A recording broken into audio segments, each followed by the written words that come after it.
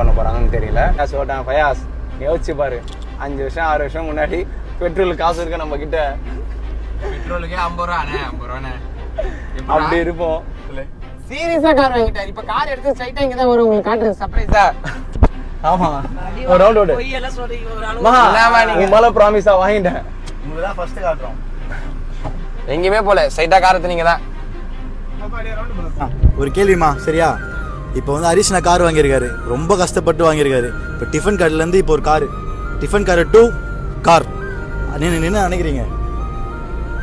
ரொம்ப ரொம்ப ரொம்ப ரொம்ப சந்தோஷம்ப்பா. கொஞ்சம் நெஞ்சம் சந்தோஷம் கிடையாது, சொல்றதுக்கு அளவே கிடையாது.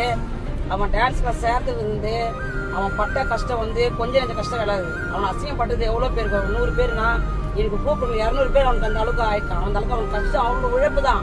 சொந்த காலம் நின்று ரொம்ப கஷ்டப்பட்டு முன்னுக்கு வரான் பாவன். அது எல்லாரும் எனக்கு வந்து எப்படி சொல்றது, எல்லாரும் சொல்றது